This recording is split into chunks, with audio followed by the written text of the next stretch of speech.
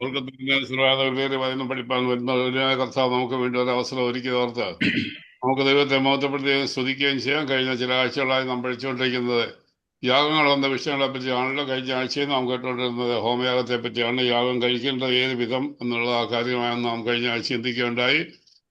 ആദ്യം യാഗം അർപ്പിക്കുന്ന ആ വ്യക്തി അതിൻ്റെ തലയിൽ കൈവച്ച് പാപങ്ങളെല്ലാം അതിന്മേൽ വഹിക്കുന്നതായിട്ട് കാണുവാനായി കഴിയുന്നുണ്ട്.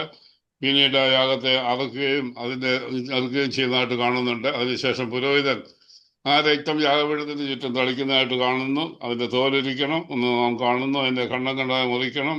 ഇങ്ങനെ നമ്മുടെ കർത്താവ് യേശു ക്രിസ്തുവിൻ്റെ ആ കാൽവറി ക്രൂശ് യാഗത്തിൻ്റെ വിവിധ വിഷയങ്ങളെ നമ്മൾ ഓർക്കുവാനായി കഴിയുന്നുണ്ട്. നമ്മുടെ കർത്താവ് നാം ക്രിസ്തുവിൽ ഒന്നുള്ള വിഷയം നമുക്ക് കാണുവാനുണ്ടായി. അതുപോലെ നമ്മുടെ സമർപ്പണം ആ യാഗത്തിൽ അപ്രകാരം ഉണ്ടെന്നുള്ള വിഷയം കാണുകയുണ്ടായി. അങ്ങനെ അനേക വിഷയങ്ങൾ ഓർക്കാൻ നമുക്ക് കഴിഞ്ഞ ആഴ്ചയിടെയായി ദഹനയാഗം അല്ലെങ്കിൽ ഹോമയാഗം, അത് സമ്പൂർണ്ണ ദഹനയാഗം എന്ന് നമുക്ക് കാണുവാനായി കഴിഞ്ഞു. ഇനി അതിനെപ്പറ്റി തുടർന്ന് നമുക്ക് ഈ ആഴ്ച ചിന്തിക്കാം. ഇപ്പോൾ ദിവസം നമ്മോട് സംസാരിക്കുന്നതായിരിക്കും. ഓവർ ടു സാംസകറിയ ബ്രദർ. ദൈവത്തിന് സ്തോത്രം. നമ്മള് കഴിഞ്ഞ ക്ലാസ്സിൽ ചിന്തിച്ച കാര്യങ്ങള് ഒന്ന് റിവ്യൂ ചെയ്യുവാനായിട്ട് ഇടയായി. സഹോദരൻ അത് നിവർത്തിച്ചു. ഇനി ഞാൻ അതിനൊരു ആവർത്തന വിരസത ഉണ്ടാകണ്ട എന്ന് വിചാരിക്കുകയാണ്. നമ്മള് ഹോമയാഗത്തെ സംബന്ധിച്ചുള്ള ക്ലാസ് നമ്മൾ ഇപ്പൊ 3-4 ക്ലാസ്സുകളായി എന്ന് എനിക്ക് തോന്നുന്നു. അതിങ്ങനെ വിസ്തൃതമായിട്ട് നമുക്ക് ചിന്തിക്കുവാൻ കഴിയുന്ന അനേക വിഷയങ്ങൾ ഹോമയാഗത്തോടുള്ള ബന്ധത്തിലുണ്ട്. പക്ഷേ ഞാൻ ഇന്ന് ഹോമയാഗത്തെ കുറിച്ചുള്ള ക്ലാസ് ക്ലോസ് ചെയ്യാനായിട്ട് ആഗ്രഹിക്കുകയാണ്. അതിനുശേഷം നമുക്ക് രണ്ടാമത്തെ യാഗത്തെ സംബന്ധിച്ചുള്ള ചിന്തയിലേക്ക് പ്രവേശിക്കണം. ആ നിലയിൽ കഴിഞ്ഞ ദിവസങ്ങളിൽ നാം ചിന്തിച്ചുകൊണ്ടിരുന്നത് ഹോമയാഗ മൃഗങ്ങളെ സംബന്ധിച്ചും അതുപോലെ ഹോമയാഗ വിധം ആയിരിക്കണം എന്നുള്ളതിനെ സംബന്ധിച്ചാണ് ചിന്തിച്ചുകൊണ്ടിരിക്കുന്നത്. അപ്പോൾ ഹോമയാഗ വിധം എന്ന് പറയുന്നത് നമ്മൾ ഓർക്കുകയുണ്ടായി. യാഗമൃഗത്തിന്റെ തലയിൽ കൈവച്ച് യാഗമൃഗത്തോട് ഏകീഭവിച്ച് ആ യാഗമൃഗത്തിന്റെ മേൽ പാപം ചുമത്തി അതിനെ അറുത്ത് അതിന്റെ രക്തം യാഗപീഠത്തിന്മേൽ ചുറ്റും തളിച്ച് അതിന്റെ തലയും ഉടലും കാലും എല്ലാം സമ്പൂർണമായിട്ട് ഖണ്ഡമായി തോലിരിച്ച് ഖണ്ഡമായിട്ട് നുറുക്കി അത് യാഗപീഠത്തിൽ സമർപ്പിക്കണം എന്നുള്ളതാണ്. അതുവരെയാണ് നമ്മൾ കഴിഞ്ഞ ദിവസം ചിന്തിച്ചത്. അതിനൊരു വ്യവസ്ഥ കൂടെ നമുക്ക് അതിനോട് ചേർത്ത് ചിന്തിക്കേണ്ടതായിട്ടുണ്ട്. വളരെ പ്രാധാന്യം അർഹിക്കുന്ന ഒരു വ്യവസ്ഥയാണ് നമുക്ക് കാണാനായിട്ട് സാധിക്കുന്നത്. അതിന് ആധാരമായിട്ട് ലേവ്യ പുസ്തകം 1-ാം അധ്യായം അതിൻ്റെ 8-9 വാക്യങ്ങൾ നമുക്കത് വായിച്ചു കേൾക്കാം. Leviticus chapter 1 verse 8 and 9. പിന്നെ അഹരോന്റെ പുത്രന്മാരായ പുരോഹിതന്മാർ ഗണങ്ങളും തലയും മേധസ്സും യാഗപീഠത്തിൽ തീയുടെ മേലുള്ള വിറകിന്മേതെ അടക്കി വയ്ക്കണം. അതിൻ്റെ കുടലും കാലും അവൻ വെള്ളത്തിൽ കഴുകണം. പുരോഹിതൻ സകലവും യാഗപീഠത്തിന്മേൽ ഹോമയാഗമായി ദഹിപ്പിക്കണം. അത് യഹോവയ്ക്ക് സൗരഭ്യവാസനയായ ദഹനയാഗം. ഓക്കെ, അപ്പോൾ ഇവിടെ പ്രധാനമായിട്ട് പറഞ്ഞിരിക്കുന്ന ഒരു വ്യവസ്ഥയാണ് യാഗപീഠത്തിൽ നമ്മൾ മുമ്പേ ചിന്തിച്ചതുപോലെ മറ്റ് ക്രമീകരണങ്ങളെല്ലാം ചെയ്തു. യാഗം അർപ്പിക്കുന്നതിനോടുള്ള ബന്ധത്തില് യാഗാർപ്പകൻ അതിനെ കൊണ്ടുവന്നു, അതിനെ സ്വമേധയാ കൊണ്ടുവന്നു, അതിന്റെ തലയിൽ കൈവച്ചു, അതിനോട് ഏകീഭവിച്ചു, അതിനെ അറുത്തു, അതിന്റെ തോലുരിച്ചു, ഖണ്ഡമായി നുറുക്കി, ഈ പറയപ്പെടുന്ന കാര്യങ്ങളെല്ലാം ചെയ്തു. പക്ഷെ യാഗപീഠത്തിൽ ഈ ഹോമയാഗ മൃഗത്തെ സമർപ്പിക്കുന്നതിന് മുമ്പായിട്ട് അത്യാവശ്യമായി ചെയ്യേണ്ട ഒരു കാര്യം ഇവിടെ രേഖപ്പെടുത്തിയിട്ടുണ്ട്. അതാണ് നമ്മളിവിടെ വായിച്ചു കേട്ടത്. തീയുടെ മേലുള്ള വിറകിൻ മീതെ അടുക്കി വെക്കണം പുരോഹിതന്മാർ. പിന്നെ അഹരോന്റെ പുത്രന്മാരായ പുരോഹിതന്മാർ കണ്ണങ്ങളും തലയും മേധസ്സും യാഗപീഠത്തിൽ തീയുടെ മേലുള്ള വിറകിൻ മീതെ അടുക്കി വെക്കണം. അതിന്റെ കുടലും കാലും അവൻ വെള്ളത്തിൽ കഴുകണം. ഇതാണ് പ്രധാനമായ വ്യവസ്ഥ. മുൻപറഞ്ഞ കാര്യങ്ങളെല്ലാം ഭംഗിയായിട്ട് ചെയ്തു, അതിന്റെ ഓർഡർ തെറ്റാതെ എല്ലാം ഭംഗിയായി ചെയ്തു. എന്നാൽ കുടലും കാലും വെള്ളത്തിൽ കഴുകാതെ അത് യാഗപീഠത്തിൽ സമർപ്പിക്കരുത് എന്ന് പ്രത്യേകമായിട്ട് വ്യവസ്ഥ ചെയ്തിരിക്കുകയാണ്. എന്തുകൊണ്ടാണ് അങ്ങനെ ഒരു വ്യവസ്ഥ വെച്ചിരിക്കുന്നത്? ഈ യാഗമൃഗം തീയിൽ ദഹിക്കാൻ പോവുകയല്ലേ. അപ്പോൾ തീയിൽ ദഹിക്കുന്ന സമയത്ത് ഈ കുടലും കാലും അതും ആ നിലയിൽ മറ്റു ഭാഗങ്ങൾ, ശരീരഭാഗങ്ങൾ വെച്ചതുപോലെ അത് യാഗപീഠത്തിൽ അത് അഗ്നിക്ക് ഇരയാകുകയല്ലേ, അഗ്നിയിൽ ദഹിക്കുകയല്ലേ. പിന്നെ എന്തിനാണ് ഈ കുടലും കാലും വെള്ളത്തിൽ കഴുകണമെന്ന് പ്രത്യേകമായി നിർദ്ദേശിച്ചിരിക്കുന്നു? അത് ഈ ദൈവവചനത്തിന്റെ ഒരു പ്രാധാന്യം എന്ന് പറയുന്നത്, പ്രത്യേകത എന്ന് പറയുന്നത്, ഈ യാഗങ്ങൾ കർത്താവായ യേശു ക്രിസ്തുവിന് സാദൃശ്യം വഹിക്കുന്നതാണ്. അത് നമ്മൾ മനസ്സിലാക്കും. അത് മാത്രമല്ല, നമ്മെ തന്നെ ദൈവസന്നിധിയിൽ സമർപ്പിക്കുന്നതിന് ഇതൊരു സാദൃശ്യമാണ്. കർത്താവ് തന്നെ തന്നെ പിതാവാം ദൈവത്തിന് സൗരഭ്യവാസനയായ വഴിപാടിൽ യാഗവുമായി അർപ്പിച്ചു. അതുപോലെ നാം നമ്മെ തന്നെ സമർപ്പിക്കണം. ജീവനും, നിങ്ങളുടെ ശരീരങ്ങളെ ജീവനും വിശുദ്ധിയും ദൈവത്തിന് പ്രസാദവുമുള്ള യാഗമായി സമർപ്പിക്കണം എന്നുള്ളത് നമ്മോടും ഉള്ള അവസ്ഥയാണ്. അപ്പോൾ യാഗസമാനമായ ഒരു സമർപ്പണം നമ്മിൽ നിന്ന് കർത്താവ് പ്രതീക്ഷിക്കുന്നുണ്ട്. ഈ കുടല് എന്ന് പറയുന്നത് ആന്തരിക അവയവമാണ്. ആന്തരിക അവയവമായ കുടൽ എന്ന് പറയുന്നത് മറ്റു ശരീരഭാഗങ്ങളെ അപേക്ഷിച്ച് നോക്കിയാൽ ഈ ഏറ്റവും അധികം അശുദ്ധി കുമിഞ്ഞുകൂടുന്ന ഒരു ഭാഗമാണ് കുടൽ എന്ന് പറയുന്നത്. അതുപോലെ കാല് ബാഹ്യ അവയവമാണ്. ഈ ബാഹ്യ അവയവമായ കാല് ഈ ഭൂമിയോട് ഏറ്റവും അധികം സഹവസിക്കുന്ന ഒരു അവയവമാണ് കാലെന്ന് പറയുന്നത്. ഭൂമിയുമായിട്ടുള്ള ബന്ധമാണ് എപ്പോഴും കാലിനുള്ളത്, നടക്കുവാനുള്ളത്. ഈ ലോകത്തിൽ നമ്മുടെ ജീവിതത്തെയാണ് കാണിക്കുന്നത്. അപ്പോൾ ഇവിടെ നമ്മുടെ രഹസ്യ ജീവിതവും പരസ്യ ജീവിതവും വ്യക്തമാക്കിയാണ്. രഹസ്യ ജീവിതം വിശുദ്ധമായിരിക്കണം, പരസ്യ ജീവിതം വിശുദ്ധമായിരിക്കണം. നമ്മുടെ കർത്താവായ യേശുക്രിസ്തുവിനെ സംബന്ധിച്ചിടത്തോളം ഇത് രണ്ടും വളരെ ശരിയാണ്. യേശുക്രിസ്തുവിന്റെ രഹസ്യ ജീവിതവും വിശുദ്ധമായിരുന്നു, യേശുക്രിസ്തുവിന്റെ പരസ്യ ജീവിതവും വിശുദ്ധമായിരുന്നു. നമുക്കറിയാം, കർത്താവായ യേശുക്രിസ്തു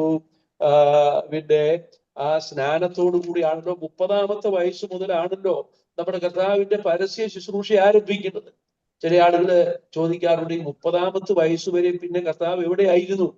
12-ാമത്തെ വയസ്സിൽ മഹാപുരോഹിതന്മാരോടും മറ്റും ദേവാലയത്തിൽ ന്യായപ്രമാണ സംബന്ധമായ വിഷയങ്ങൾ സംസാരിച്ചു കൊണ്ടിരിക്കുന്ന യേശുവിനെ നമുക്ക് കാണാൻ കഴിയുന്നുണ്ട്.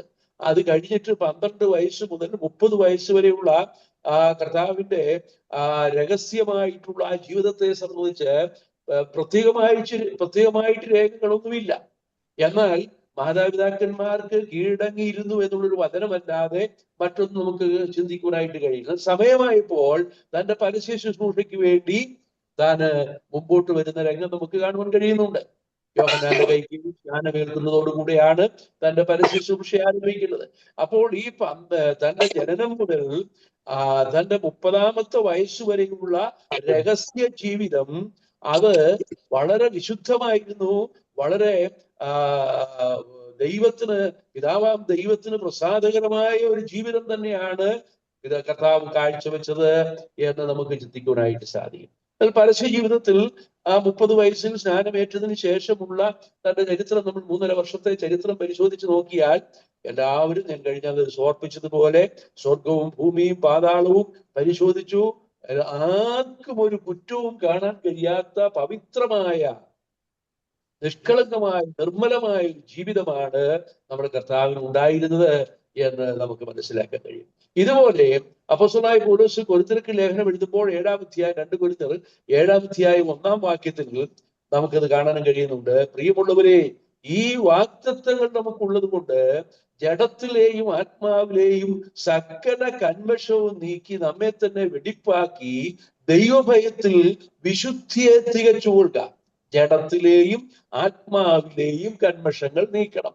രഹസ്യ ജീവിതത്തിലുള്ള ആ പാപങ്ങൾ, പരസ്യ ജീവിതത്തിലുള്ള പാപങ്ങൾ, അതായത് ഒരു ദൈവ പൈതലിന്റെ ജീവിതം രഹസ്യമാണെങ്കിലും പരസ്യമാണെങ്കിലും അത് ദൈവത്തിന് പ്രസാദകരമായിരിക്കണം, വിശുദ്ധമായിരിക്കണം എന്നുള്ള നിർദ്ദേശമാണ് നമുക്ക് ഇവിടെ നിന്ന് ലഭിക്കുന്നത്.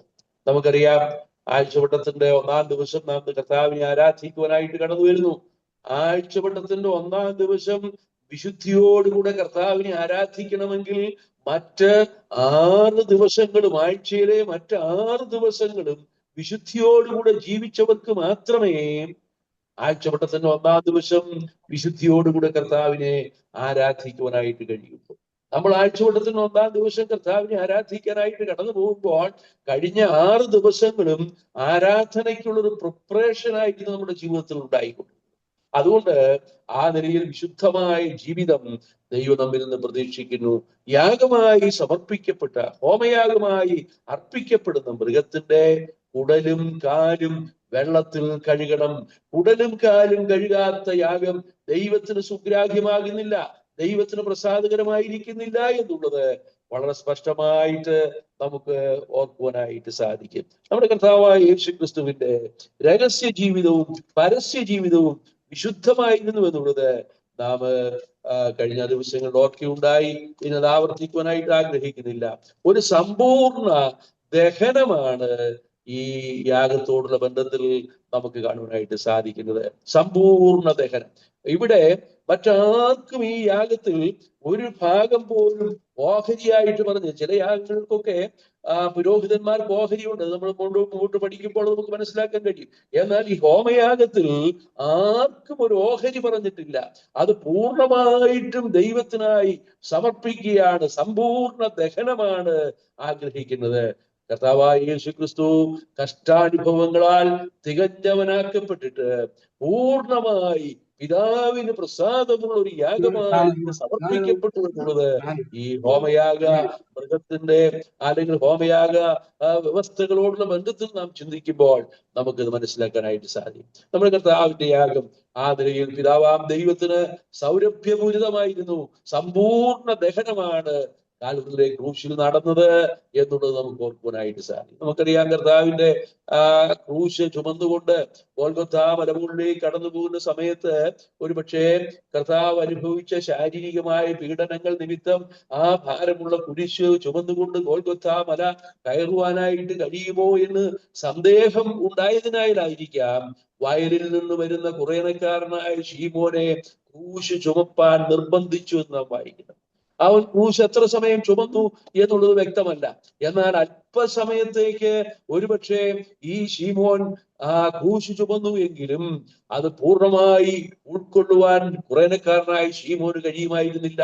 ക്രൂശ് ചുമക്കുവാൻ നമ്മുടെ കർത്താവ് തന്നെ നിർബന്ധിക്കപ്പെടുകയാണ്. കർത്താവ് സ്വയം അതിനുവേണ്ടി സമർപ്പിച്ചു കൊടുത്ത വ്യക്തിയാണ്. ക്രൂശ് ചുമന്ന് പാപത്തിന്റെ പരിഹാരത്തിന് വേണ്ടി ഗോൽഗൊഥാ മലമുകളിലേക്ക് കടന്നു പോകുന്ന ആ കർത്താവിനെ നമുക്ക് കാണുവാനായിട്ട് സാധിക്കും. കർത്താവ് കഷ്ടാനുഭവങ്ങളാൽ തികഞ്ഞവനാക്കപ്പെട്ട വ്യക്തിയാണ്. ഒരു സമ്പൂർണ്ണ ദഹനം കാൽവരിയിലെ ക്രൂശിൽ നമുക്ക് കാണുവാനായിട്ട് സാധിക്കും. ഒരു ഭാഗം പോലും ദഹിച്ചില്ല, യാഗപീഠത്തിൽ ദഹിച്ചില്ല എന്ന് വരാതിരിക്കത്തക്ക നിലയിൽ പൂർണ്ണമായും നമ്മുടെ കർത്താവ് കാൽവരിയിലെ ക്രൂശിൽ കഷ്ടാനുഭവങ്ങളാൽ തികഞ്ഞവനാക്കപ്പെട്ടവനായി യാഗമായി തീർന്നു എന്നുള്ളത് നമുക്ക് ചിന്തിക്കുവാൻ കഴിയും. അങ്ങനെ യാഗ തോടുള്ള ബന്ധത്തിൽ യാഗവിധം നമുക്ക് ആ നിലയിൽ ചിന്തിച്ച് അവസാനിപ്പിക്കുവാനായിട്ട് സാധിക്കും.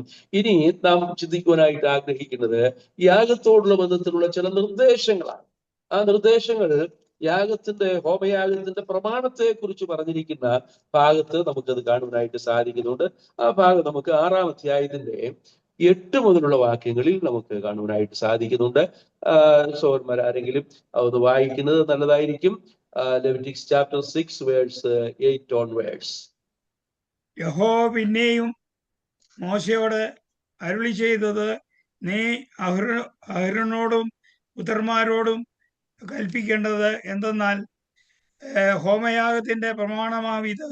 ഹോമയാഗം രാത്രി മുഴുവനും ഉഷസ് വരെ യാഗപീഠത്തിന്മേലുള്ള വിറകിന്മേൽ ഇരിക്കുകയും യാഗപീഠത്തിലെ തീ അതിനാൽ കത്തിക്കൊണ്ടിരിക്കുകയും വേണം. പുരോഹിതൻ പഞ്ഞിനൂൽ കൊണ്ടുള്ള അങ്കി ധരിച്ച് പഞ്ഞിനൂൽ കൊണ്ടുള്ള കാൽച്ചട്ടയാൽ തന്റെ നഗ്നത മറച്ചുകൊണ്ട് യാഗപീഠത്തിന്മേൽ ഹോമയാഗം ദഹിച്ചുണ്ടായ വെണ്ണീർ എടുത്ത് യാഗപീഠത്തിന്റെ ഒരു വശത്ത് ഇടണം. അവൻ വസ്ത്രം മാറി വേറെ വസ്ത്രം ധരിച്ച് പാളയത്തിന് പുറത്ത് വെടിപ്പുള്ള ഒരു സ്ഥലത്ത് വെണ്ണീർ കൊണ്ടുപോയി പോകണം. യാഗപീഠത്തിൽ ഒരു തീ കെട്ടുപോകാതെ കത്തിക്കൊണ്ടിരിക്കണം. പുരോഹിതൻ ഉഷസ് തോറും അതിന്മേൽ വിറക് കത്തിച്ച് ഹോമയാഗം അടുക്കി വെച്ച് അതിന്മീതെ സമാധാനയാഗങ്ങളുടെ മേധസ് ദഹിപ്പിക്കണം. യാഗപീഠത്തിന്മേൽ തീ കെട്ടുപോകാതെ എപ്പോഴും കത്തിക്കൊണ്ടിരിക്കണം. ഓക്കെ, അപ്പോ ഇവിടെ ഈ യാഗത്തോടുള്ള ബന്ധത്തില് നമുക്ക് കാണാൻ കഴിയുന്ന ചില നിർദ്ദേശങ്ങളാണ് ഇവിടെ ഓർക്കുവാനായിട്ട് സാധിക്കുന്നത്. എന്താണ് ഈ യാഗത്തോടുള്ള ബന്ധത്തിൽ പറഞ്ഞിരിക്കുന്ന നിർദ്ദേശം എന്ന് നമുക്ക് ഇവിടെ 4-5 കാര്യങ്ങൾ ഈ ഭാഗത്ത് രേഖപ്പെടുത്തിയിട്ടുണ്ട്. അത് നമുക്ക് ഒന്നൊന്നായിട്ട് ചിന്തിക്കാം. അതിൽ ഏറ്റവും പ്രധാനമായ ഒരു കാര്യം എന്ന് പറയുന്നത് യാഗപീഠത്തിലെ അഗ്നി കെട്ടുപോകരുത് എന്നുള്ളതാണ്. അതിന്റെ 13-ാം വാക്യത്തിൽ അതുപോലെ മുകളിലുള്ള വാക്യങ്ങൾ നമുക്ക് കാണാൻ കഴിയുന്നത് യാഗപീഠത്തിൽ തീ കെട്ടുപോകാതെ കത്തിക്കൊണ്ടിരിക്കണം. പുരോഹിതൻ ഉഷസ് തോറും അതിന്മേൽ വിറക് കത്തിച്ച് ഹോമയാഗം അടുക്കി വെച്ച് അതിന്മേലെ സമാധാനയാഗങ്ങളുടെ മേധസ് ദഹിപ്പിക്കണം. യാഗപീഠത്തിന്മേൽ തീ കെട്ടുപോകാതെ എപ്പോഴും കത്തിക്കൊണ്ടിരിക്കണം. അതിന്റെ 9-ാമത്തെ വാക്യത്തിലും അത് തന്നെ നാം വായിക്കുന്നുണ്ട്. ഹോമയാഗം രാത്രി മുഴുവനും ഉഷസ് വരെ യാഗപീഠത്തിന്മേൽ ഉള്ള വിറകിന്മേൽ ഇരിക്കുകയും യാഗപീഠത്തിലെ തീ അതിനാൽ കത്തിക്കൊണ്ടിരിക്കുകയും വേണം. അപ്പോൾ ഇങ്ങനെ ആവർത്തിച്ചു പറയുന്ന ഒരു വ്യവസ്ഥ യാഗത്തോടുള്ള ബന്ധത്തിലൂടെ കാണാൻ കഴിയുന്നത് യാഗപീഠത്തിലെ അഗ്നി ഒരിക്കലും കെട്ടുപോകാൻ പാടില്ല. ഈ പുരോഹിതന്മാര് എത്രത്തോളം ഈ കാര്യത്തിൽ ഉത്തരവാദിത്വമുള്ളവരായിരുന്നു എന്ന് നമുക്ക് ചിന്തിക്കുവാനായിട്ട് സാധിക്കും. ഈ ദൈവാലയത്തിൽ അല്ലെങ്കിൽ സമാഗമന കൂടാരത്തിൽ ശുശ്രൂഷിക്കുന്ന പുരോഹിതന്മാരെ സംബന്ധിച്ചിടത്തോളം അവർ വളരെ ജാഗരൂകരായിരുന്നു. ഈ അഗ്നി കെട്ടുപോകാൻ പാടില്ല. അഗ്നി കെട്ടുപോകാതെ അത് എപ്പോഴും കത്തിക്കൊണ്ടിരിക്കണം. നിരന്തരം അത് കത്തിക്കൊണ്ടിരിക്കണം. ഇത് വാസ്തവത്തിൽ ഒരു പ്രധാനമായിട്ടുള്ള നിർദ്ദേശമാണ്. യാഗപീഠത്തിലെ അഗ്നി അണയാൻ പാടില്ല. നമുക്കറിയാം, നമ്മുടെ കർത്താവ് കാൽവരിയിലെ ക്രൂശിൽ നമുക്ക് വേണ്ടി യാഗമായി തീർന്നു. ആ യാഗത്തെ നമ്മൾ ഓർക്കുക, അല്ലേ? ആ യാഗത്തെ ഒരു ദൈവപൈതൽ ഓർക്കാത്ത ഒരു നിമിഷവും പോലും ഉണ്ടായിരിക്കാൻ പാടില്ല. ആഴ്ചവട്ടത്തിന്റെ 1-ാം ദിവസം മാത്രമാണ് നമ്മള് എന്റെ ഓർമ്മയ്ക്കായി ചെയ്യുവീൻ എന്നുള്ള കൽപ്പന പ്രകാരം നമ്മൾ കർത്തൃമേശ ആചരിച്ച് കർത്താവിനെ ആരാധിക്കുന്നത്. അന്ന് നമ്മൾ കർത്താവിന്റെ ആ കഷ്ടാനുഭവങ്ങളെ ഓർക്കുന്നു. എന്നാൽ ഒരു ദൈവപൈതലിന്റെ ജീവിതത്തിൽ ഞാൻ ഇന്ന് ആയിരിക്കുന്ന ആത്മീയ അവസ്ഥ എന്ന് പറയുന്നത് അതിന്റെ പിന്നിൽ കർത്താവ് യാഗമായി തീർന്നത് കൊണ്ടാണ്. എന്നെ ഞാനാക്കി മാറ്റിയത്, എന്നെ ഒരു ദൈവപൈതലാക്കി മാറ്റിയത്, എന്നെ കർത്താവിനെ ആരാധിക്കുന്ന രാജകീയ പുരോഹിത വർഗമാക്കി മാറ്റിയത്. ആ നിലയിൽ എന്റെ മുൻകാല അവസ്ഥയിൽ നിന്ന് ഒരു രൂപാന്തരപ്പെട്ട അനുഭവത്തിലേക്ക് എന്നെ നയിക്കുവാനിടയായി തീർന്നത് കർത്താവ് കാൽവരിയിലെ ക്രൂശിൽ യാഗമായി തീർന്നത് കൊണ്ടാണ്. ആ അഗ്നി നമ്മുടെ ഉള്ളിൽ കത്തിക്കൊണ്ടിരിക്കുക. യാഗപീഠത്തിലാണ് അഗ്നി ദഹിക്കുന്നതെങ്കിലും ഒരു യാഗ അർപ്പകന്റെ ഹൃദയത്തിൽ ഈ അഗ്നി കത്തിക്കൊണ്ടിരിക്കുകയാണ്. ഈ അഗ്നിയാണ് ആരാധനയായിട്ട് സ്വർഗത്തിലേക്ക് ഉയരുന്നത്. ഒരു ദൈവപൈതൽ കർത്താവിനെ ആരാധിക്കുമ്പോൾ, യാഗപീഠത്തിൽ കർത്താവ് ദഹിക്കുമ്പോഴുള്ള ആ വേദന, ആ വ്യഥ ഓർക്കുവാനായിട്ട് സാധിക്കും. സമ്പൂർണമായി ദൈവക്രോധാഗ്നിയിൽ വെന്തെരിഞ്ഞ ആ കർത്താവിനെ ധ്യാനിച്ചുകൊണ്ടുള്ള ഒരു ആരാധനയാണ് ദൈവത്തിന് സുഗ്രാഹ്യമായിരിക്കുന്നത്. നമ്മുടെ വേർപെട്ട ദൈവത്തിന്റെ ആരാധനാ വേളയില് മറ്റ് ആരാധനാക്രമങ്ങളിലൊന്നും ആ നിലയിൽ ഒരു സാമുദായികമായ ആരാധനകളൊന്നും അത്രത്തോളം പ്രാധാന്യം കൊടുക്കുന്നില്ല. എന്നാൽ നമ്മൾ കർത്തൃമേശയിലേക്ക് നമ്മുടെ കരങ്ങളെ നീട്ടുന്നതിന് മുമ്പ് ദൈവാത്മ പ്രേരണയുള്ള ദൈവ മക്കൾ അവർക്ക് കർത്താവിന്റെ കഷ്ടാനുഭവങ്ങളെ കുറിച്ച് രേഖപ്പെടുത്തിയിരിക്കുന്ന തിരുവചന ഭാഗങ്ങൾ വായിക്കുവാനും അതിൽ നിന്നുള്ള ധ്യാന ചിന്തകൾ സഭയിൽ പൊതുവിൽ ആത്മീയ വർധനയ്ക്ക് വേണ്ടി അറിയിക്കുവാനും നമ്മുടെ ഹൃദയത്തെ കർത്താവിനെ ആരാധിക്കുന്നതിന് ഒരുക്കുവാനും സഹായകമായിട്ടുള്ള നിലയിൽ ആരാധനാത്മകമായ ചിന്തകൾ നമ്മൾ പങ്കുവയ്ക്കാറുണ്ട്. നമ്മുടെ ഹൃദയത്തിലെ അഗ്നി കത്തുകയാണ്. കർത്താവ് എനിക്ക് വേണ്ടി യാഗമായി തീർന്നു.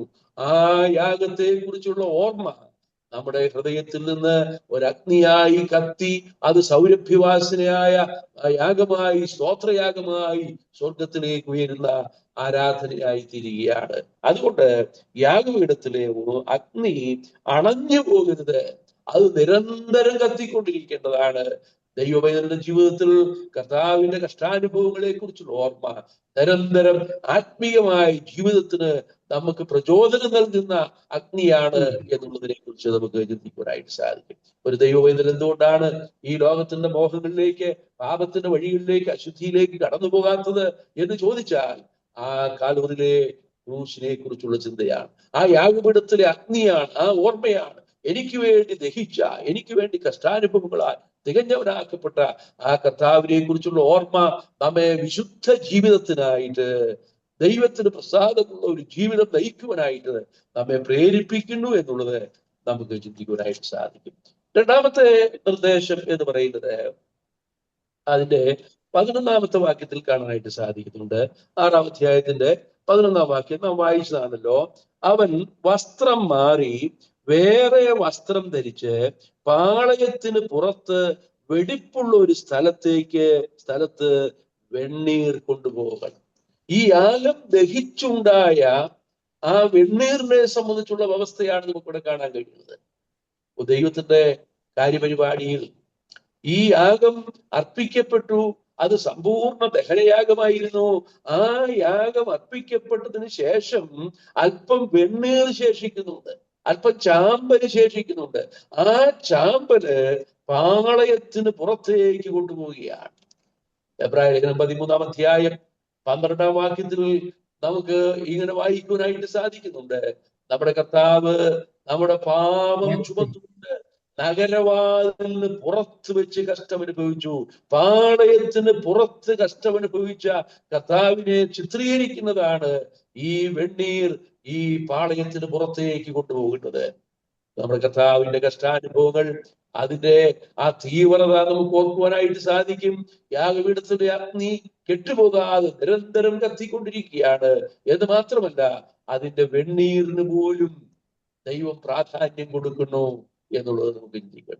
ഒരുപക്ഷെ യാഗം ദഹിച്ചുണ്ടായ ഒരു ശേഷിപ്പാണ് ഈ വെണ്ണീർ എന്ന് പറയുന്നത്. യാഗം ദഹിച്ചുണ്ടായ ഒരു ശേഷിപ്പ്, ആ ശേഷിപ്പിനും ഇവിടെ ദൈവം പ്രാധാന്യം നൽകുകയാണ്. ആ ശേഷിപ്പ് പാളയത്തിന് പുറത്തേക്ക് കൊണ്ടുപോവുകയാണ്. ഈ വെണ്ണീർ പുരോഹിതരെടുത്തുകൊണ്ട് അതിനുവേണ്ട പ്രത്യേക ആ പാത്രങ്ങളൊക്കെ ഉണ്ട്, കലശങ്ങളൊക്കെ ഉണ്ട്. ആ പാത്രവും ആ വെണ്ണീർ എടുത്ത് പാളയത്തിനെ പുറത്തേക്ക് പോകുമ്പോൾ ആ യാഗാർപ്പകൻ എന്താ ചിന്തിക്കുന്നത്? ആ യാഗാർപ്പന്റെ മനസ്സിലൊരു ചിന്തയുണ്ട്. ഈ യാഗം എന്റെ പാപത്തിന്റെ പരിഹാരത്തിന് വേണ്ടിയായിരുന്നു. എന്റെ പാപത്തിന് പരിഹാരത്തിന് വേണ്ടി അർപ്പിക്കപ്പെട്ട യാഗത്തിന്റെ ആ വെണ്ണീർ, യാഗം ദഹിച്ചുണ്ടായ ആ ശേഷിപ്പ്, അത് പാളയത്തിന് പുറത്തേക്ക് കൊണ്ടുപോവുകയാണ്. ആ പാളയത്തിന് പുറത്തേക്ക് കൊണ്ടുപോകുന്ന വെണ്ണീർ കാണുമ്പോൾ അതൊരു യാഗത്തെ കുറിച്ചുള്ള ഒരു ഓർമ്മ കൂടെ നമുക്ക് നൽകുകയാണ്.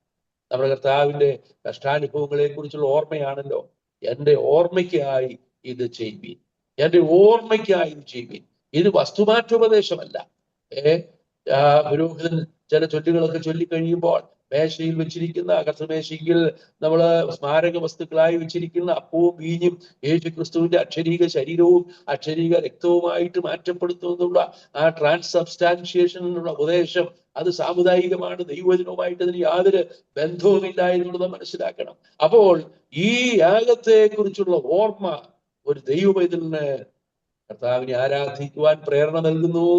വിശുദ്ധമായ ജീവിതത്തിന് വേണ്ടി കർത്താവിനോട് ചേർന്നുള്ള ആ ഭൗമികമായ നമ്മുടെ ജീവിതം കർത്താവിനോട് ചേർന്ന് കർത്താവിനോട് കൂടെയുള്ള നടപ്പിനെ വ്യക്തമാക്കുന്നതായിട്ട് നമുക്ക് കാണാനായിട്ട് സാധിക്കും. വെണ്ണീർ അത് പാളയത്തിന് പുറത്തേക്ക് കൊണ്ടുപോവുകയാണ്. നമ്മുടെ കർത്താവിന്റെ കഷ്ടാനുഭവങ്ങളെ കുറിച്ചുള്ള ആ ഓർമ്മ നമ്മെ കൂടുതൽ വിശുദ്ധിയുള്ളവരാക്കി തീർക്കട്ടെ. കർത്താവിനോട് കൂടെ നടക്കുന്ന ആത്മീയ അനുഭവം അത് മാത്രമല്ല, കർത്താവിനെ ആരാധിക്കുന്നതിന് അത് പ്രേരകമായി തീരും എന്നുള്ളതിനും സംശയമില്ല. വെണ്ണീർ വെടിപ്പുള്ള സ്ഥലത്തേക്ക് മാറ്റണം. ഇനി മറ്റൊരു കാര്യം, ഇവിടെ അത് പറഞ്ഞിട്ടില്ലെങ്കിലും അന്യ അഗ്നി കത്തിക്കരുത്. യാഗപീഠത്തോടുള്ള ബന്ധത്തിൽ, ഹോമയാഗത്തോടുള്ള ബന്ധത്തിൽ ആ ഏത് യാഗത്തോടുള്ള ബന്ധത്തിലാണെങ്കിലും അന്യ അഗ്നി പാടില്ല എന്നുള്ളത് വളരെ വ്യക്തമായിട്ട് നമുക്ക് കാണുവാനായിട്ട് സാധിക്കുന്നുണ്ട്. ലേവ്യ പുസ്തകം 10-ാം അധ്യായത്തിലേക്ക് നമുക്കൊന്ന് കടന്നു വരാം. ലേവ്യ പുസ്തകം 10-ാം അധ്യായം അതിന്റെ 1-ാമത്തെ വാക്യം നമുക്ക് നോക്കാം. 1ഉം 2ഉം വാക്യങ്ങൾ. Leviticus chapter 10 verse 1 and 2.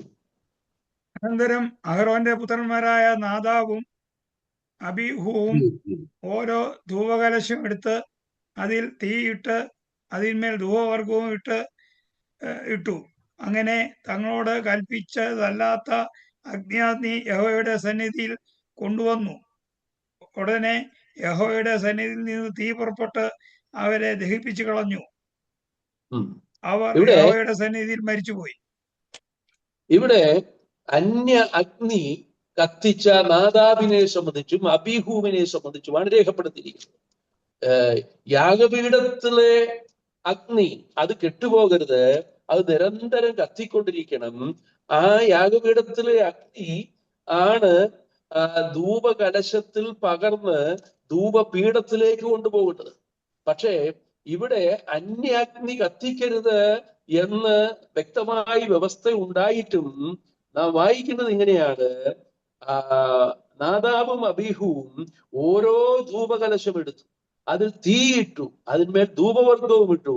അങ്ങനെ തങ്ങളോട് കൽപ്പിച്ചതല്ലാത്ത അന്യാഗ്നി യഹോവയുടെ സന്നിധിയിൽ കൊണ്ടുവന്നു. ഈ തീയ് യാഗപീഠത്തിലെ അഗ്നി ആയിരുന്നില്ല. ധൂപകലശത്തിലേക്ക് പകരേണ്ട അഗ്നി എന്ന് പറയുന്നത് യാഗപീഠത്തിലെ അഗ്നിയാണ്. ആ യാഗപീഠത്തിലെ അഗ്നിയാണ് ധൂപപീഠത്തിലേക്ക് സൗരഭ്യം പരത്തുന്ന ആ സൗരഭ്യ വാസനയായിട്ടുള്ള ആ ധൂപപീഠത്തിൽ ആ അഗ്നിയാണ് ഉപയോഗിക്കുന്നത്, യാഗപീഠത്തിലെ അഗ്നി. പക്ഷേ ഇവിടെ നാദാബും അബീഹുവും യാഗപീഠത്തിലെ അഗ്നി എടുക്കാതെ തങ്ങൾ സ്വന്തമായിട്ട് മറ്റ് അഗ്നി ഈ ധൂപകലശത്തിൽ ഇട്ട് ധൂപവർഗവും ഇട്ട് അത് ആ നിലയിൽ ചെയ്തതായിട്ട് നാം വായിക്കുന്നു. അത് ദൈവത്തിന് അനിഷ്ടമായി. അങ്ങനെ തങ്ങളോട് കൽപ്പിച്ചതല്ലാത്ത അന്യാഗ്നി യഹോവയുടെ സന്നിധിയിൽ കൊണ്ടുവന്നു. ഉടനെ യഹോവയുടെ സന്നിധിയിൽ നിന്ന് തീ പുറപ്പെട്ട് അവരെ ദഹിപ്പിച്ചു കളഞ്ഞു. അവർ യഹോവയുടെ സന്നിധിയിൽ മരിച്ചുപോയി. എന്താണ് നമുക്കിരുന്ന് മനസ്സിലാക്കാൻ കഴിയുന്നത്? അന്യ അഗ്നി കത്തിക്കാൻ പാടില്ല. ദൈവത്തെ ആരാധിക്കുന്നവരും ദൈവിക ശുശ്രൂഷ ചെയ്യുന്നവരും എത്രമാത്രം ഉത്തരവാദിത്വ ബോധമുള്ളവരായിരിക്കണം. യാഗപീഠത്തിലെ അഗ്നി ആണ് ധൂപപീഠത്തിലേക്കും പകരേണ്ടത്. അത് ധൂപകലശത്തിൽ പകർന്ന് ധൂപപീഠത്തിലേക്ക് പകരുമ്പോൾ ആരാധനയ്ക്കും ക്രിസ്തീയ ജീവിതത്തിനും പ്രാർത്ഥനയ്ക്കും നമ്മുടെ ആത്മീയമായിട്ടുള്ള വിജയകരമായ ജീവിതത്തിനും നമ്മെ സഹായിക്കുന്നത് യാഗപീഠത്തിലെ അഗ്നിയാണ്. അപ്പോസ്തലനായ പൗലോസ് സുവിശേഷ വേലയോടുള്ള ബന്ധത്തിൽ, സുവിശേഷം അറിയിക്കുന്നതിനോടുള്ള ബന്ധത്തിൽ പറയുന്നുണ്ടായി, ക്രിസ്തുവിന്റെ സ്നേഹം എന്നെ നിർബന്ധിക്കുന്നു. ആ ക്രൂശിൽ ഞാൻ ക്രൂശോട് ചേർത്ത് ബന്ധിക്കപ്പെട്ടിരിക്കുന്നു. ഞാൻ ക്രിസ്തുവിനോടുകൂടെ ക്രൂശിക്കപ്പെട്ടിരിക്കുന്നു. ഇനി ജീവിക്കുന്നത് ഞാനല്ല, ക്രിസ്തു അത്രേ എന്നിൽ ജീവിക്കുന്നു. എനിക്ക് പ്രശംസിക്കുവാൻ മറ്റൊന്നുമില്ല. എനിക്കോ നമ്മുടെ കർത്താവായ യേശു ക്രിസ്തുവിന്റെ ക്രൂശിലല്ലാതെ പ്രശംസിക്കുവാൻ ഇടവരുന്നത്. ആ നിലയിൽ വളരെ ക്രിസ്തുവിനോട് ചേർന്നുള്ള അന്യാഗ്നി കത്തിക്കാതെ ക്രിസ്തുവിന്റെ ക്രൂശിലെ യാഗത്തോട് ബന്ധപ്പെട്ടിട്ടുള്ളതായ ആരാധനയും പ്രാർത്ഥനയും ക്രിസ്തീയ ജീവിതവും, അതാണ് ദൈവം നമ്മെ കുറിച്ച് ആഗ്രഹിക്കുന്നത്. ഞാൻ ഇന്നത്തെ ആത്മീയ ശുശ്രൂഷകളെ കുറിച്ച് ഒരു വാക്ക് പറയുന്നത് നമുക്ക് വളരെ ഗൗരവത്തോടു കൂടി എടുക്കേണ്ട കാര്യമാണ്. നമുക്കറിയാം, ഇന്ന് സഭായോഗങ്ങളിൽ ശുശ്രൂഷ ചെയ്യുമ്പോൾ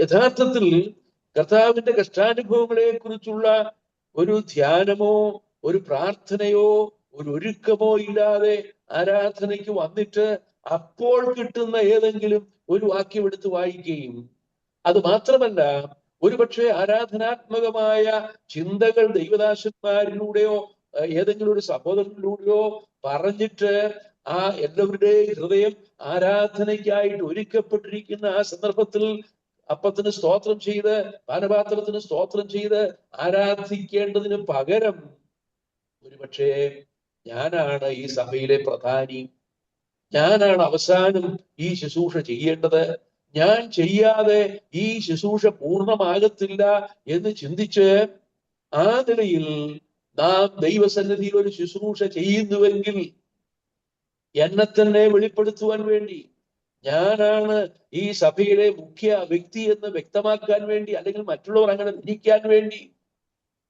അങ്ങനെ ഒരു ശുശ്രൂഷ ചെയ്യുവാൻ അത് അന്യാഗ്നി കത്തിക്കുന്നതിന് തുല്യമാണ്.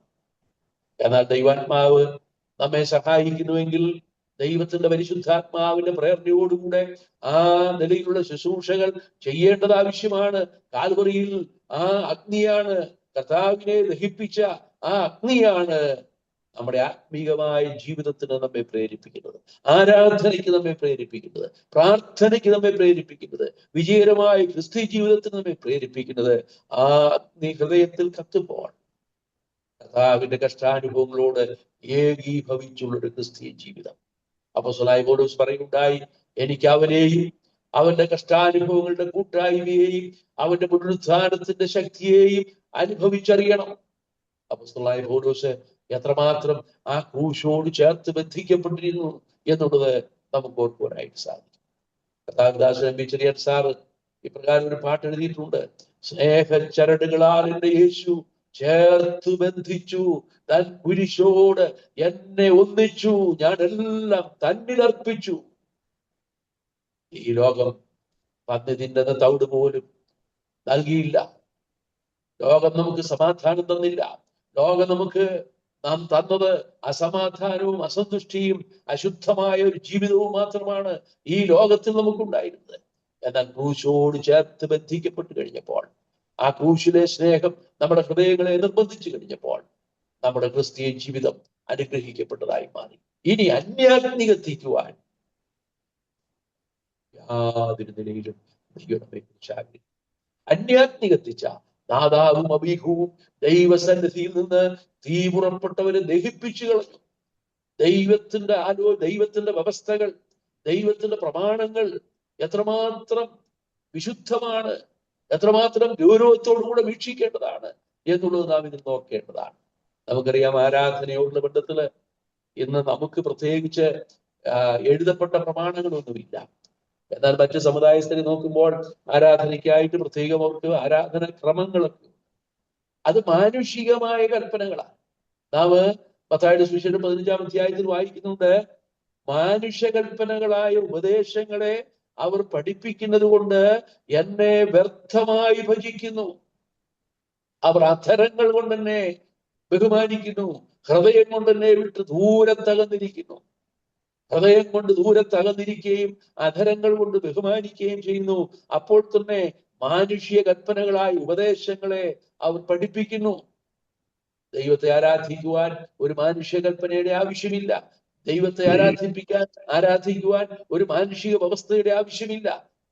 ദൈവത്തിന്റെ പരിശുദ്ധാത്മാവിനാൽ നമ്മെ ആരാധനയ്ക്കായിട്ട് പ്രേരിപ്പിക്കുകയാണ്.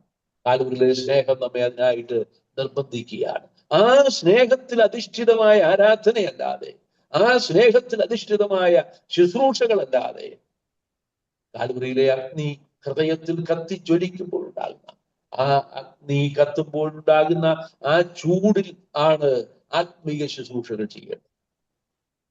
നാം തിരുവഴുത്തിന് 39-ാം സങ്കീർത്തനത്തിൽ വായിക്കുന്നുണ്ട്, എന്റെ ധ്യാനത്തിങ്കൽ തീ കത്തി, എന്റെ ഹൃദയത്തിന് ചൂട് പിടിച്ചു, അപ്പോൾ ഞാൻ നാവെടുത്ത് സംസാരിച്ചു. ഞാൻ എന്നെ തന്നെ വെളിപ്പെടുത്തുവാൻ ഏതെങ്കിലും ശുശ്രൂഷ ചെയ്യുന്നെങ്കിൽ, ഞാനാണ് ഈ സഭയിലെ പ്രധാനപ്പെട്ട വ്യക്തി എന്ന് വെളിപ്പെടുത്തുവാൻ വേണ്ടി ഏതെങ്കിലും ശുശ്രൂഷ ചെയ്യുന്നെങ്കിൽ, അത് അന്യാഗ്നി കത്തിക്കുന്നതിന് തുല്യമായിരിക്കും. എന്നാൽ ഹൃദയത്തിൽ നിന്ന് ആത്മാവിൽ ഉയരുന്ന സ്തുതി സ്തോത്രങ്ങൾ, ഹൃദയത്തിൽ ആ കാൽവരിയിലെ ആ യാഗത്തിലെ അഗ്നി കത്തി ജ്വലിക്കുമ്പോൾ ഉണ്ടാകുന്ന ആത്മപ്രേരണയോടുകൂടിയ സ്തുതി സ്തോത്രങ്ങൾ, പ്രാർത്ഥനകൾ, ശുശ്രൂഷകൾ, അത് ദൈവത്തിന് പ്രസാദകരമായിരിക്കും. കർത്താവാതിരി നമ്മെ സഹായിക്കട്ടെ. വെണ്ണീർ വെടിപ്പുള്ള സ്ഥലത്തേക്ക് മാറ്റണം. അന്യ അഗ്നി കത്തിക്കരുത്.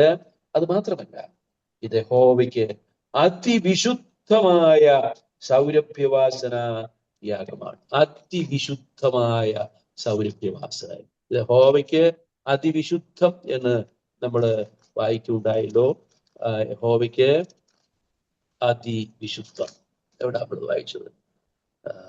1-ാം അധ്യായത്തിലാണ് തോന്നുന്നത്. യഹോവയ്ക്ക് അതിവിശുദ്ധം.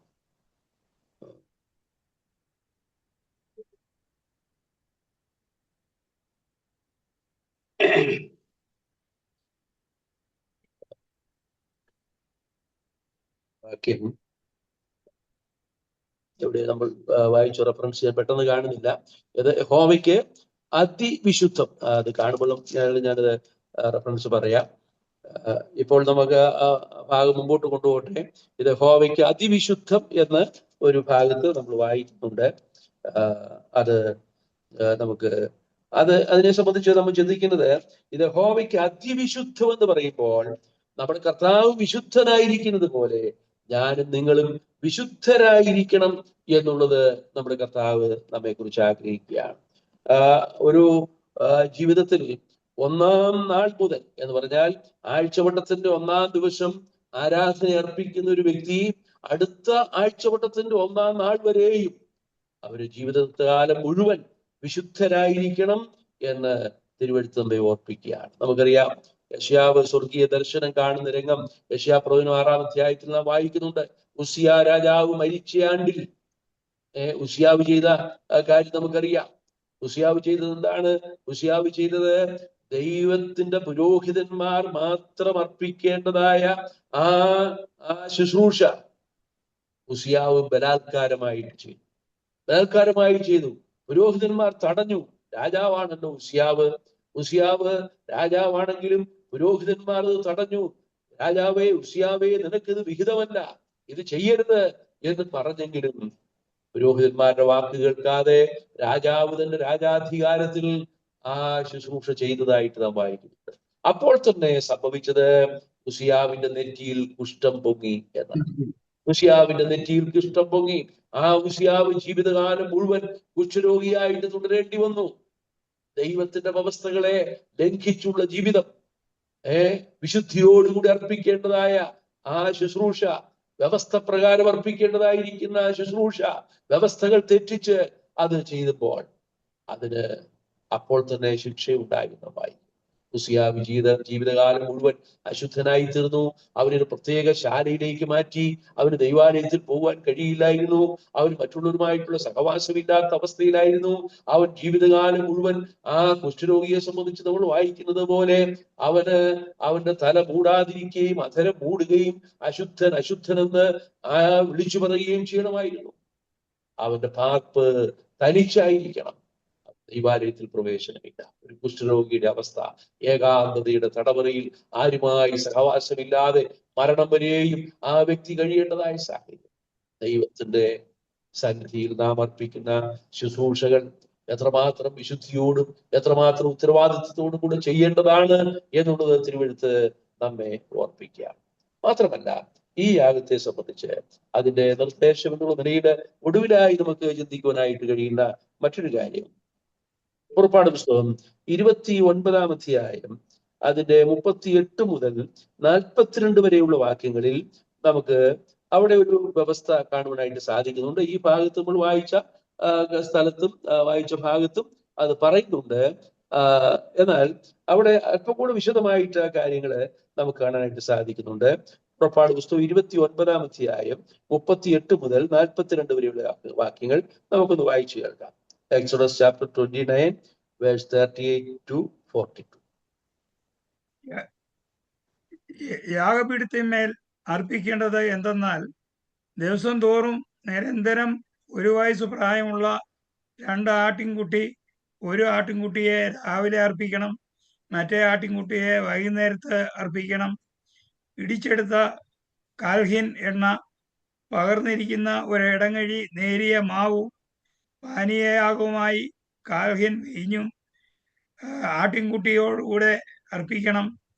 മറ്റേ ആട്ടിൻകുട്ടിയെ രാവിലത്തെ ഭോജനയാഗത്തിനും അതിൻ്റെ പാനീയയാഗത്തിനും ഒത്തവണ്ണം ഒരുക്കി സൗരഭ്യവാസനയായി യഹോവയ്ക്ക് ദഹനയാഗമായി വൈകുന്നേരത്ത് അർപ്പിക്കണം. ഞാൻ നിന്നോട് സംസാരിക്കേണ്ടതിന് നിങ്ങൾക്ക് വെളിപ്പെടുവാനുള്ള സമാഗമന കൂടാരത്തിന്റെ വാതിൽക്കൽ വെച്ച് യഹോവയുടെ മുമ്പാകെ ഇത് നിങ്ങൾക്ക് തലമുറയായി നിരന്തര ഹോമയാഗമായിരിക്കണം. അവിടെ ഞാൻ ഇസ്രായേൽ മക്കൾക്ക് വെളിപ്പെടും. അത് എന്റെ തേജസ്സിനാൽ ശുദ്ധീകരിക്കപ്പെടും.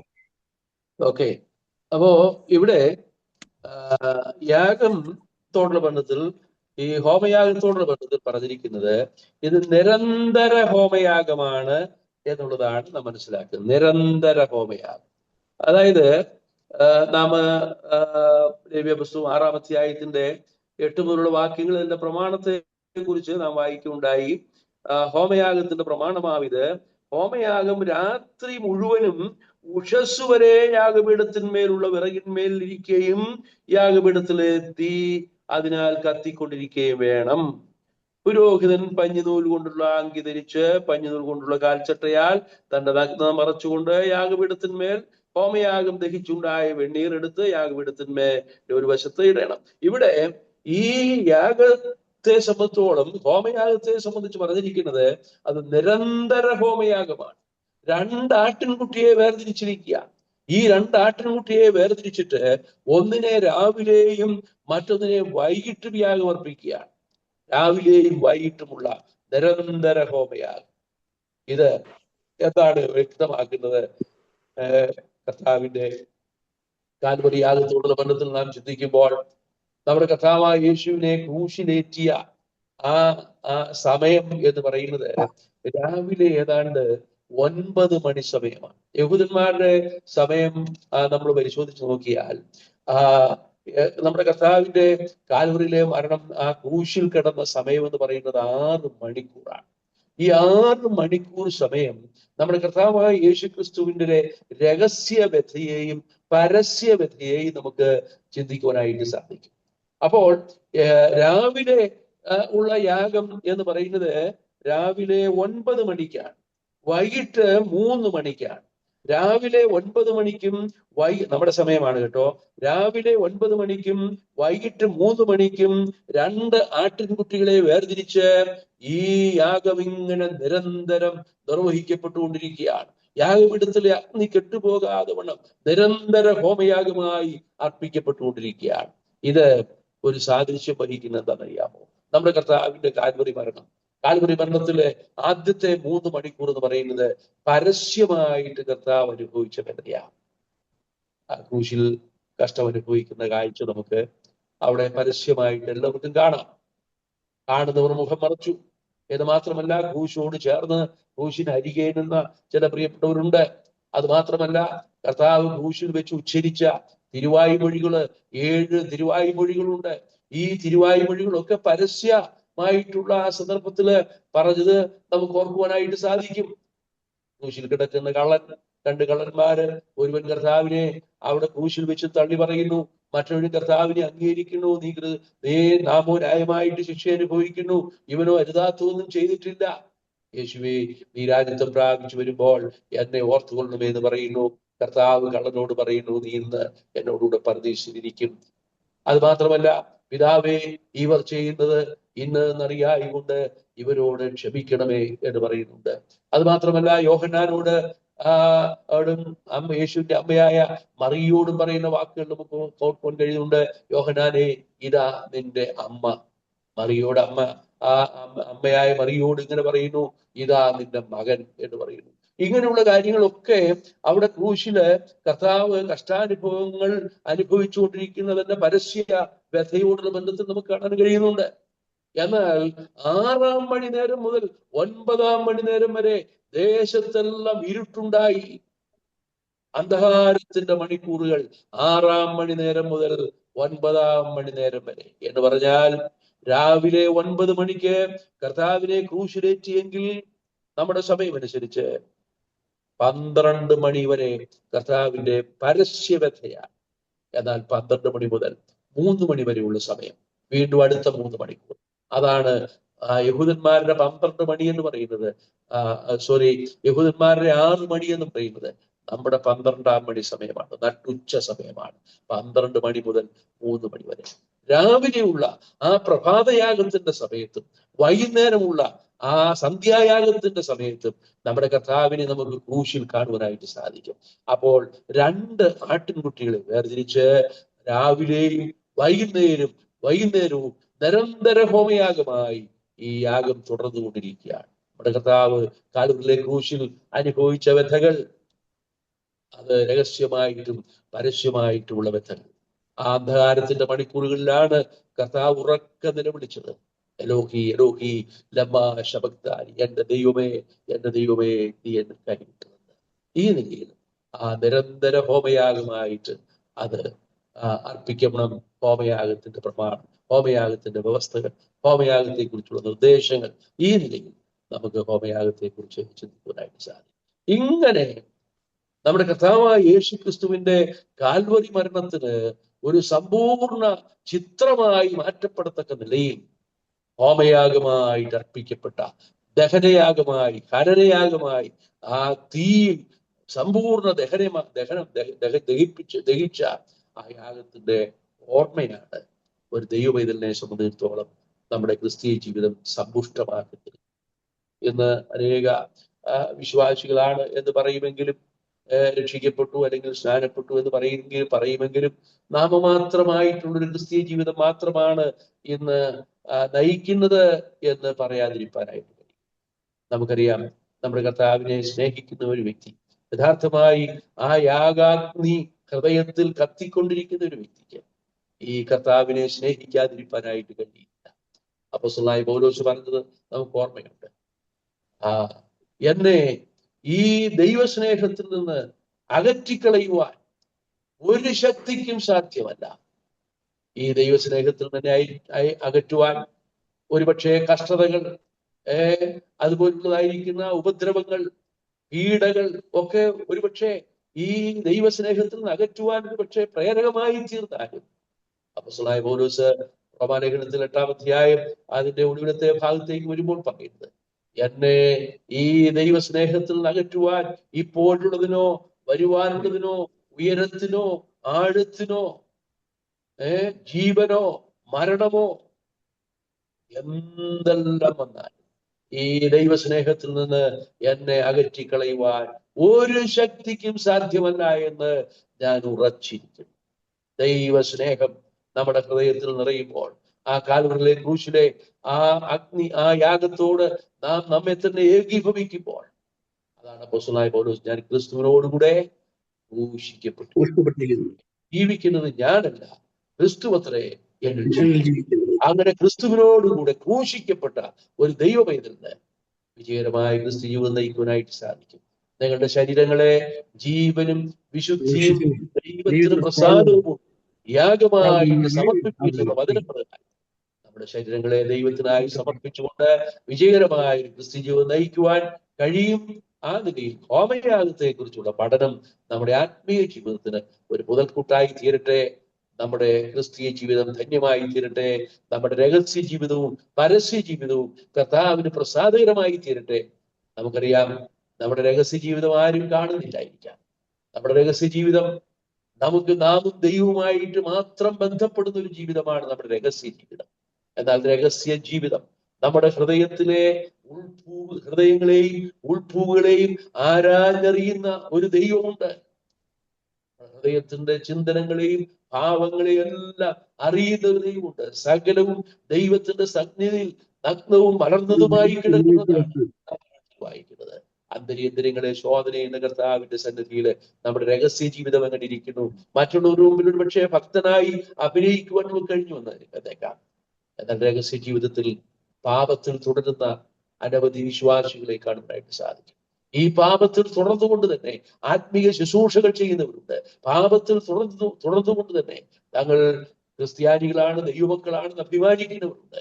എന്നാൽ കുടലും കാലും വെള്ളത്തിൽ കഴുകാത്ത യാഗം ദൈവത്തിന് പ്രസാദമല്ല എന്ന് മനസ്സിലാക്കി നമ്മുടെ ശരീരങ്ങളെ ജീവനും വിശുദ്ധിയും ദൈവത്തിന് പ്രസാദവുമുള്ള യാഗമായി സമർപ്പിച്ചുകൊണ്ട് നമ്മുടെ കർത്താവിന്റെ കഷ്ടാനുഭവങ്ങളോട് ഏകീഭവിച്ചുകൊണ്ട് എനിക്ക് അവനെ അറിയണം, അവന്റെ കഷ്ടാനുഭവങ്ങളുടെ കൂട്ടായ്മ അറിയണം, അവന്റെ പുനരുത്ഥാനത്തിന്റെ ശക്തി അറിയണം, അവനെ അറിയുക, കർത്താവിനെ അറിയുക. അപ്പോസ്തലനായ പൗലോസിന് കർത്താവിനെ അറിയുവാൻ കഴിഞ്ഞു. പക്ഷേ ആ പൗലോസിന്റെ ഹൃദയത്തിന്റെ അഭിലാഷം എന്ന് പറയുന്നത്, എനിക്ക് എന്റെ കർത്താവിനെ ഇത്രയും അറിഞ്ഞാൽ പോരാ, ഇനിയും അറിയണം, ഇനിയും കുറെ കൂടി അറിയണം. ഇവൻ എത്ര മഹാനത നോക്കുവീൻ, ശ്രേഷ്ഠനായ ഇവനെ പോലെ മഹാനായ മറ്റൊരു വ്യക്തിയില്ല. യെരൂശലേം പുത്രിമാരെ ഓർണമെടുത്ത് നിന്റെ പ്രിയന് മറ്റ് പ്രിയന്മാരെക്കാൾ എന്ത് സവിശേഷതയുള്ളൂ എന്ന് ചോദിക്കുമ്പോൾ അവൻ പറയുന്ന വാക്കുകൾ നമുക്കറിയാം. എന്റെ പ്രിയൻ ചുവപ്പുള്ളവൻ, പതിനായിരങ്ങളിൽ ശ്രേഷ്ഠൻ, അവൻ വെണ്മയും ചുവപ്പുള്ളവൻ, സകല മറ്റു ലോകത്തിൽ മറ്റാരേക്കാളും ശ്രേഷ്ഠനായ ഉന്നതനായ, ആയിരങ്ങളിൽ സുന്ദരൻ വാണ്യതൻ, ആരിലും ഉന്നതനായ ശ്രേഷ്ഠനായ കർത്താവ് നമുക്ക് എത്ര ശ്രേഷ്ഠനാണ്, നമുക്ക് എത്ര മഹാനാണ്. നമ്മുടെ കർത്താവ് ഏറ്റവും ഉന്നതനാണ്. ടി കെ സമോത്സാർ പാടിയിട്ടുണ്ട്, എന്തോ ഒരു അത്ഭുത പുരുഷൻ ക്രിസ്തു, തന്റെ മഹിമ ക്രിസ്തുല. നമുക്ക് ഈ ക്രിസ്താവിനോട് ഏകീഭവിച്ചുകൊണ്ടുള്ള ഒരു ആത്മീയ ജീവിതം നയിക്കുവാൻ ദൈവത്തിന്റെ പരിശുദ്ധാത്മാവ് നമ്മെ സഹായിക്കട്ടെ.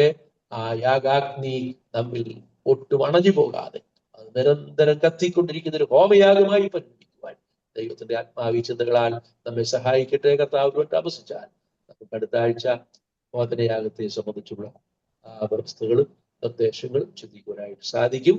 ദൈവാത്മാവ് നമ്മെ അനുഗ്രഹിക്കുവാൻ. കർത്താവിന്റെ വിശുദ്ധനാമം വാഴ്ത്തപ്പെടുമാറാകട്ടെ. വീണ്ടും പ്രിയ ദേവദാസനോട് നമുക്ക് കേൾപ്പിച്ച എല്ലാ വചനത്തെ ഓർത്ത് നമുക്ക് ദൈവത്തെ മഹത്വപ്പെടുത്തി സ്തുതിക്കുകയും ചെയ്യാം. ഇന്നും നാം ഹോമയാത്രഘട്ടത്തിലാണല്ലോ നാം ഇന്ന് കേട്ടുകൊണ്ടിരുന്നത്. അതിന്റെ അവസാനമായി താൻ പറഞ്ഞ പല കാര്യങ്ങൾ നമുക്ക് ഓർമ്മ കേട്ടല്ലോ. കുടലും കാലും വെള്ളത്തിൽ കഴുകണം നാം എന്നുള്ള കാര്യം നമ്മുടെ ജീവിത വിശുദ്ധിയെ കാണിക്കുന്നതായിട്ട് കാണുവാനായി കഴിയുന്നുണ്ട്. കുടല് കഴുകുക എന്ന് പറയുമ്പോൾ ആന്തരിക വിശുദ്ധിയെ കാണിക്കുന്നുണ്ട്. അതുപോലെ നാം അത് കാല് കഴുകുക എന്ന് പറയുമ്പോൾ അതിൻ്റെ ബാഹ്യമായ വിശുദ്ധിയെ കാണിക്കുന്നുണ്ട്. നമുക്ക് മനസ്സിലാക്കാനായി കഴിയുന്നുണ്ട്. നമ്മെ തന്നെ വിശുദ്ധിയിൽ നാം തികച്ചുകൊണ്ട് ഓരോ ദിവസവും നമ്മുടെ ക്രിസ്തീയം നയിക്കണം. ആത്മാവിലെയും ജഡത്തിലെയും സകല കന്മഷവും പോയി നമ്മെ തന്നെ വിശുദ്ധി തികച്ചുകൊണ്ട് നാം ജീവിക്കണം എന്നുള്ള കാര്യം ഓർപ്പിക്കേണ്ട. പ്രത്യേകിച്ച് നമ്മുടെ ക്രിസ്ത്യ ജീവിതത്തിലെ നാം ആരാധനയ്ക്ക് കടന്നു വരുമ്പോൾ മാത്രമല്ല, നമ്മുടെ ജീവിതത്തിലെ എല്ലാ ദിവസങ്ങളിലും അഥവാ ആഴ്ചയിലെ 6 ദിവസങ്ങളിലും നാം ആരാധനയ്ക്ക് വേണ്ടി ഒരുങ്ങുകയും 7-ാം ദിവസം നാം ദൈവസന്നിധി കടന്നു കർത്താവിനെ ആരാധിക്കുകയും ചെയ്യണം എന്നുള്ള കാര്യങ്ങളൊക്കെ നമ്മളെ ഓർപ്പിച്ചിട്ടുണ്ട്. അതുപോലെ അന്യാജ്ഞ പാടില്ല എന്ന് നാം കാണുന്നുണ്ട്. അതൊക്കെയും ആത്മീയ അർത്ഥങ്ങൾ നമുക്ക് തരുന്നതാണല്ലോ.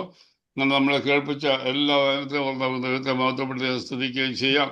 നിരന്തര ഹോമയാകും നമ്മുടെ കർത്താവിൻ്റെ കാൽവരിക്രൂശിലെ മരണം.